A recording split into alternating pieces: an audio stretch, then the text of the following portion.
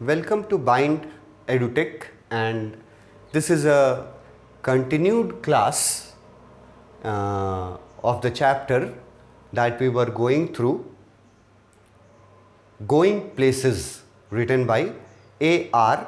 Barton. हम लोग chapter में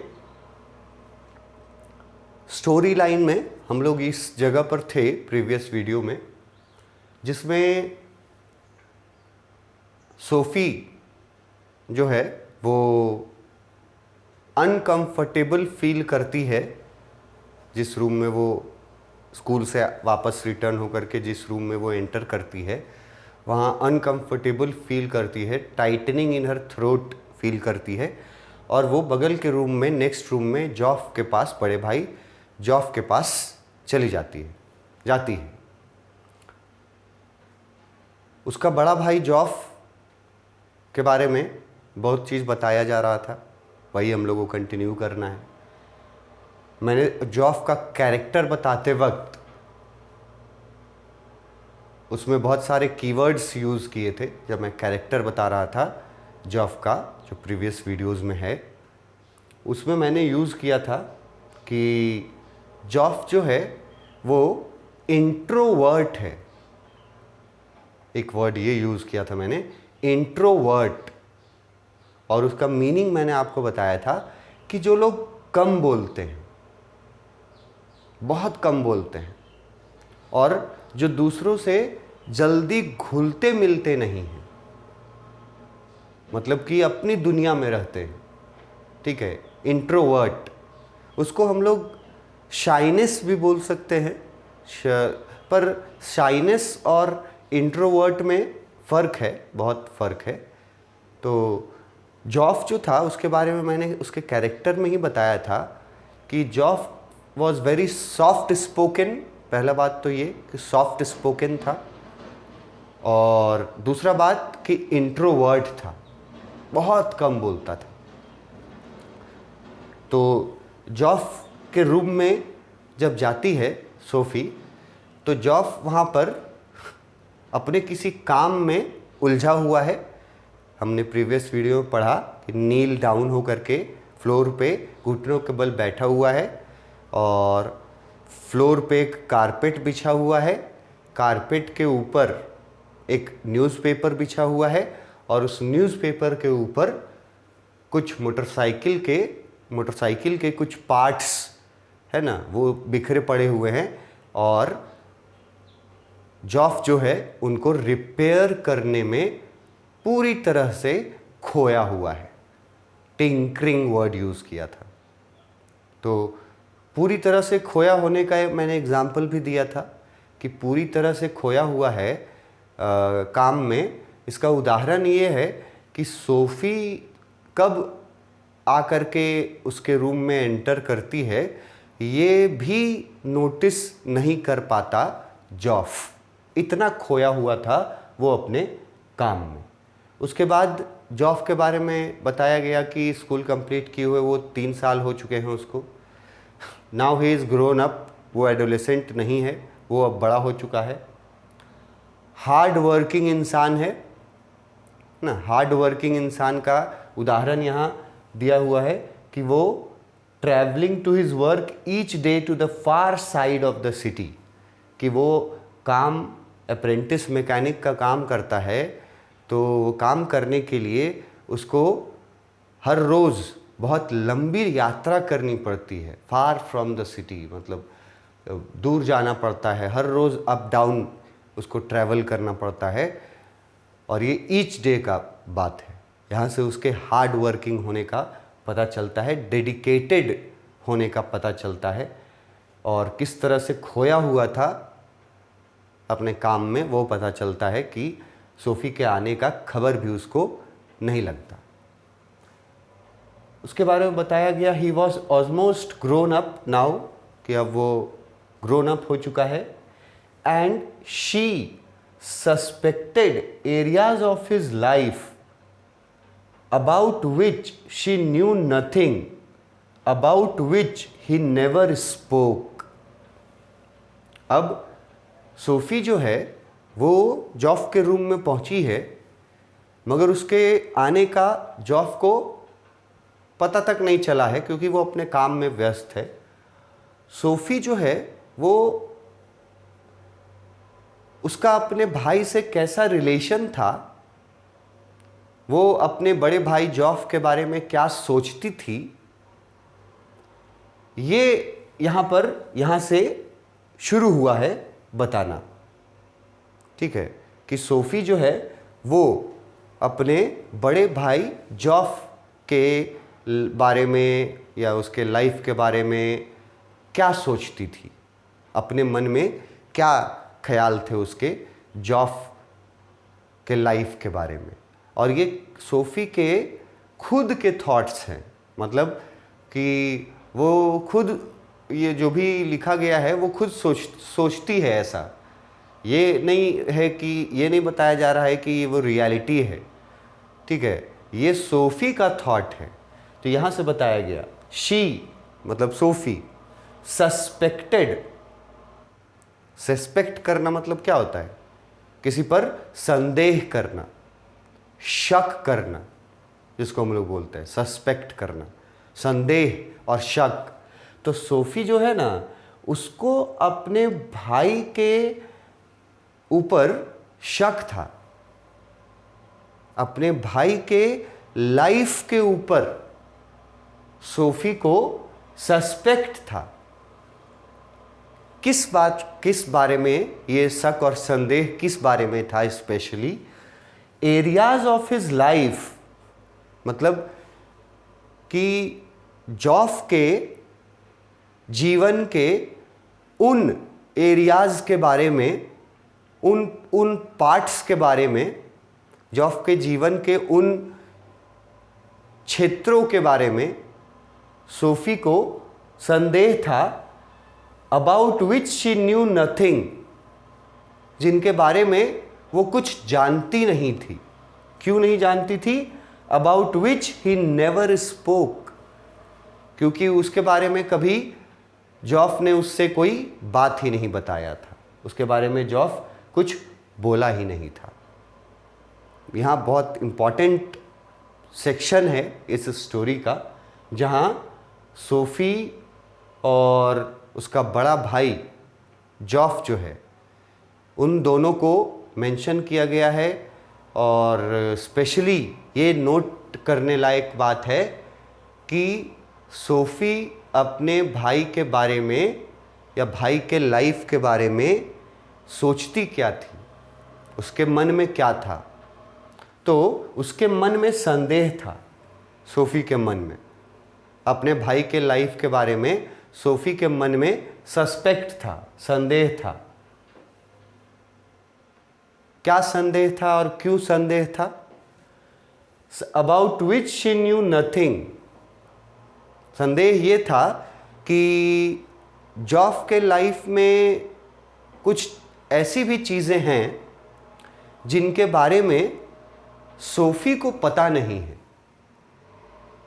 जॉफ के लाइफ में कुछ ऐसी चीज़ें भी हैं जिसके बारे में सोफ़ी को पता नहीं है। क्यों नहीं पता है? क्योंकि जॉफ ने कभी बताया ही नहीं है। इसीलिए सोफ़ी को संदेह था अपने भाई के लाइफ के उन एरियाज़ के बारे में, अपने भाई के लाइफ के उस पार्ट के बारे में जिसके बारे में सोफ़ी कुछ नहीं जानती थी, क्योंकि उसके भाई ने कभी उस बारे में उससे बात ही नहीं किया था, कभी उसके बारे में बताया नहीं था सोफ़ी को। तो ये एकदम की सेंटेंस है, शुरुआत का इनिशियल की सेंटेंस है। सोफ़ी अपने भाई के बारे में क्या सोचती थी, उसका ये शुरुआत है। अभी और आगे बहुत डिटेल में बताया है कि क्या क्या सोचती थी, लेकिन ये इनिशियल की पॉइंट है कि सोफ़ी सस्पेक्ट करती थी, संदेह करती थी, अपने भाई के ज़िंदगी के उन चीज़ों के बारे में संदेह करती थी जिन चीज़ों के बारे में सोफ़ी कुछ नहीं जानती थी। शी न्यू नथिंग, कुछ इसलिए नहीं जानती थी क्योंकि उसका भाई जो था वो उसको कभी उन चीज़ों के बारे में बताता नहीं था। तो सोफ़ी का एक तरह से अपने भाई के प्रति एक संदेह वाला रिलेशन था, कि वो शक करती थी उस पर, संदेह करती थी कि उसका भाई अपने लाइफ के बहुत सारी चीज़ों को उससे छुपा करके रखा है, कुछ बताया नहीं है उसको, ये संदेह था। ये फर्स्ट पॉइंट है, इनिशियल पॉइंट है।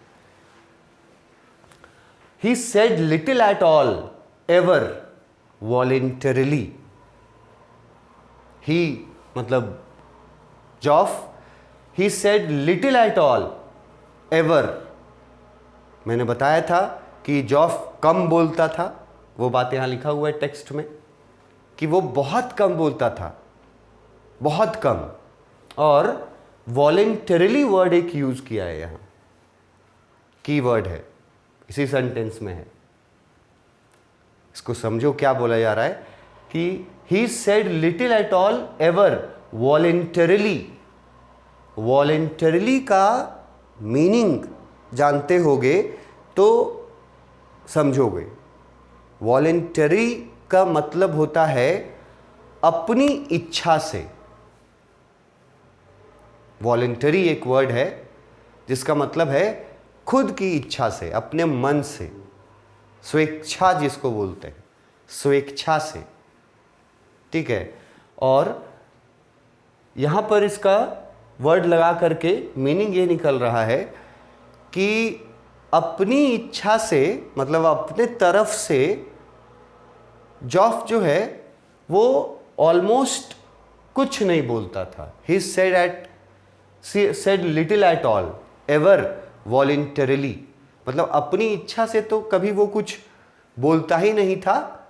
हाँ, दूसरा अगर अगला व्यक्ति कुछ उससे बात कर रहा है, बात करने की कोशिश कर रहा है या पूछ रहा है, कन्वर्सेशन कर रहा है, अगला व्यक्ति के तरफ से अगर इनिशिएट किया जा रहा है, मतलब कि अगर जॉफ के साथ कोई बैठा हुआ है, फैमिली मेंबर ही समझ लो या कोई भी, तो जॉफ अपने तरफ से कोई बातचीत का शुरुआत नहीं करेगा, ठीक है। अगले व्यक्ति के तरफ से अगर कोई बातचीत की जाएगी, अगले व्यक्ति के तरफ से अगर कोई बातचीत की जाएगी, तब जॉफ जो है वो जवाब देता है, उसका रिप्लाई देता है। अपने तरफ से कोई शुरुआत नहीं करता, इतना कम बोलता है। तो ये वॉलेंटरली वर्ड की वर्ड है, याद रखना कि अपनी इच्छा से तो वो कुछ बोलता ही नहीं है। जब कोई कुछ पूछ लेता है या कोई कन्वर्सेशन शुरू करता है तब वो बोलता है, तब रिप्लाई देता है, अपनी इच्छा से कुछ नहीं बोलता है। उसका एक यहाँ पर डबल इन्वर्टेड कॉमा में एक उदाहरण दिए हैं, ठीक है, एक फ्रेज है। ये फ्रेज के बारे में मैंने आपको बताया था जब मैं इंट्रोडक्शन दे रहा था, जिसमें जॉफ के कैरेक्टर को मैं इंट्रोड्यूस कर रहा था। उस समय मैंने एक सेंटेंस बताई थी आपको और मैंने ये भी बताया था कि ये चैप्टर में कहाँ आएगा, टेक्स्ट बुक में, ये हम तुमको रिमाइंड करवाएंगे, रिकॉल करवाएंगे। तो पहले वो सेंटेंस क्या था जो मैंने बताया था आपको। मैंने बताया था कि जॉफ इतना कम बोलने वाला इंसान था कि उसके मुंह से कोई शब्द निकलवाना वो उतना ही कठिन काम था जितना कठिन काम जमीन के अंदर गड़े हुए किसी पत्थर को निकालना होता है। मतलब सोच लो कि जमीन के अंदर अगर 2-4 फीट अंदर कोई पत्थर है गड़ा हुआ, तो उस पत्थर को निकालने में तुमको कितना मेहनत करना पड़ेगा। उतना मेहनत करना पड़ता था जॉफ के मुंह से कोई शब्द निकलवाने के लिए। अपनी इच्छा से जॉफ बहुत कम बोलता था और उसके मुंह से कोई शब्द निकलवाना जमीन में गड़े हुए पत्थर को बाहर निकालने जितना मुश्किल काम था। यही वो लाइंस बता रहे हैं। ये लाइन भी बहुत इंपॉर्टेंट हैं, इनको भी अच्छे से देखो कि क्या बोला जा रहा है और इसका मीनिंग क्या निकलता है। Words had to be prized out of him like stones out of the ground. जो मैंने हिंदी में बताया वही यहां लिखा हुआ है। Words had to be prize out of him, जॉफ के मुंह से कोई शब्द निकलवाना, लाइक मतलब कि वो कैसा है, stones out of the ground, किसी ग्राउंड में दबे हुए स्टोन को बाहर निकालने जितना कठिन काम है जॉफ के मुंह से वर्ड्स निकलवाना। तो ये वर्ड याद, ये पूरे फ्रेज याद रखना बहुत इंपॉर्टेंट है। फ्रेज याद रखना, फ्रेज भी पूछ सकता है कि किस फ्रेज से ये पता चलता है, टेक्स्ट बुक में वो कौन सा लाइन है, कौन सा फ्रेज है जिससे ये पता चलता है कि जॉफ के मुंह से शब्द निकलवाना कितना मुश्किल काम था। मतलब जॉफ कम बोलता था, इस बारे में क्या एग्जाम्पल दिया गया है टेक्स्ट बुक में, उस फ्रेज को कोट करने के लिए भी आपको पूछ सकता है। तो आपको ये वर्ड्स याद करके इसको कोट करने होंगे। अगर पूछा कि वो कौन से वर्ड्स हैं, फ्रेज कौन सा फ्रेज है जहाँ ये बताया गया है कि जॉफ से के मुंह से कोई शब्द निकलवाना बहुत मुश्किल काम था, तो ये वाला याद करना पड़ेगा आपको। Words have had to be prized out of him like stones out of the ground. और अगर ये लाइन दे दिया क्वेश्चन में, ये लाइन दे दिया, ये फ्रेज ही दे दिया क्वेश्चन में, और पूछेगा कि व्हाट डज इट मीन, कि इस फ्रेज से आपको जॉफ के बारे में क्या पता चलता है, तो बहुत आसान आंसर है। इस फ्रेज के बारे के इस फ्रेज के ज़रिए ये बताया जाना चाहता है कि जॉफ जो है वो अपनी इच्छा से बहुत कम बोलने वाला व्यक्ति था। और ये भी लिख सकते हैं आप कि इसका मतलब ये भी निकलता है कि जॉफ जो था वो बहुत इंट्रोवर्ट था। तो इंट्रोवर्ट वर्ड वहाँ काम आ जाएगा आपके आंसर में, अगर ये क्वेश्चन में दे दिया लाइन और बोलेगा कि इसका क्या मीनिंग है। तो इंट्रोवर्ट था, बहुत कम बोलता था, यही इसका मतलब है। और अगर उलट करके पूछा कि जॉफ इंट्रोवर्ट था, बहुत कम बोलता था, ये स्टोरी में किस फ्रेज में बताया गया है, तो तुमको एकदम ये वर्ड बाय वर्ड याद करके ये फ्रेज लिख देना होगा। Words had to be prized out of him like stones out of the ground. ये बताता है कि कितना मुश्किल था उससे बातचीत करना। ये तो कैरेक्टर में हम बताए थे आपको, जॉफ के कैरेक्टर में इसके बारे में हम डिस्कस किए थे आपसे। उसके बाद और भी अभी सोफ़ी जो है वो जॉफ के कमरे में एंटर कर चुकी है, ठीक है। जॉफ अपने काम में जो काम कर रहा था उसमें बिजी था एकदम, उसको सोफ़ी के आने का पता भी नहीं चला है, ठीक है। और सोफ़ी वहाँ खड़ी होकर के, उसके पीछे खड़ी होकर के और सोच रही है, कुछ बोली नहीं है अभी तक, सोच रही है उसके बारे में, अपने भाई के स्वभाव के बारे में कि उसका भाई कैसा है। और आगे वो और आगे सोचती है, and she was jealous of his silence. अब ये भी एक सबसे इंपॉर्टेंट की पॉइंट्स में से एक है जिससे क्वेश्चन आंसर्स बहुत बार रिपीट किए जा चुके हैं। क्वेश्चंस जो है ये बहुत बार रिपीट किया गया है, इससे ऑलमोस्ट एवरी टाइम इस स्टोरी से क्वेश्चन पूछता है। अगर आपको very short multiple choice question पूछना रहेगा, यहाँ से ये वाला लाइन देख लो, जेलस वर्ड यूज हुआ है। जेलस का मतलब क्या होता है?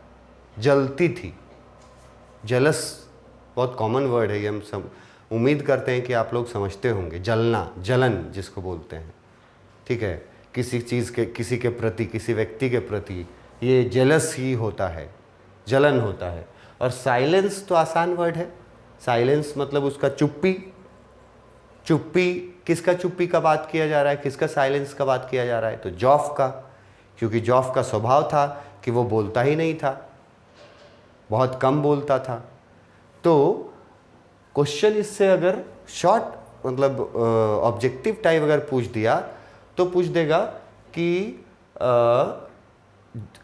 सोफी को जॉफ के किस चीज़ से जेलसी था।